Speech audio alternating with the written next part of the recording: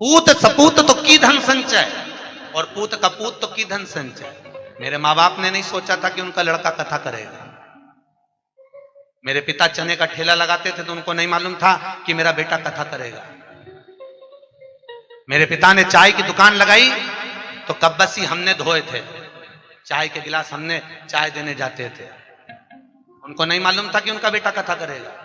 जब उनको नहीं मालूम था कि उनका बेटा क्या करेगा तो हमको क्या मालूम कि हमारा पुत्र आगे जाकर क्या करेगा। इसलिए अपने कर्म स्वयं लिखा कर मनुष्य पैदा होता है, उसके भाग्य में कितना है उसको मिल जाएगा।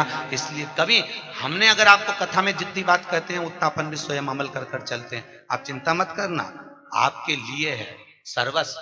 कल एक बहन जी कह रही थी, गुरुजी मेरा पर्स गिर गया सालासर में, पैसे नहीं।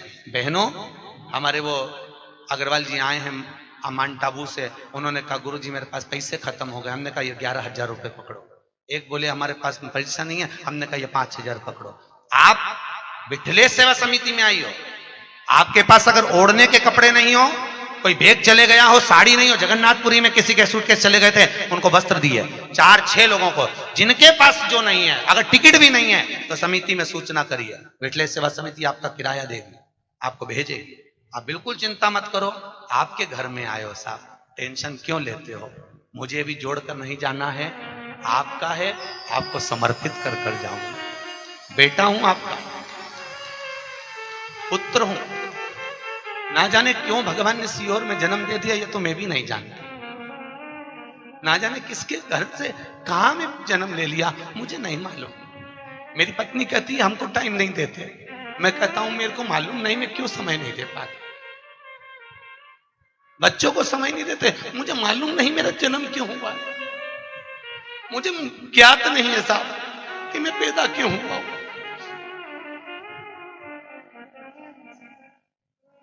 मेरे ससुराल वाले कहते हैं आप हमसे पूछते नहीं हो, मैं कहता हूं मुझे मालूम नहीं है साहब मैं क्यों जन्मा हूं। मेरे जन्म का कारण नहीं है। मुझे आज भी संस्कृत नहीं आती भाई, मैं बड़े बड़े वेद पुराण संस्कृत नहीं पढ़ता, हिंदी में मुझे पढ़ने का शौक है, रात दिन पढ़ता हूं। बस पता नहीं, मेरी समिति के लोग कहते हैं आप इतना क्यों करते हो, घर से फुर्सत नहीं मिलती किसी को भी। मुझे नहीं मालूम मैं क्यों करता हूं, मुझे ज्ञात नहीं है।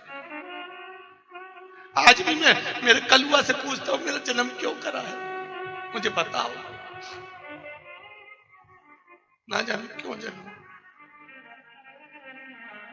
जो जोड़ता हूं साल भर प्रयास करता हूं वो आपको परोसा जाए साहब। 1100-2100 में नहीं हो सकती साहब व्यवस्था।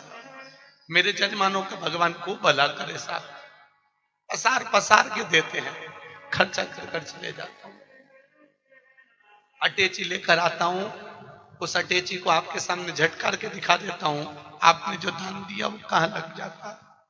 खूब बस एक निवेदन है, खूब भजन करो साहब, खूब करो।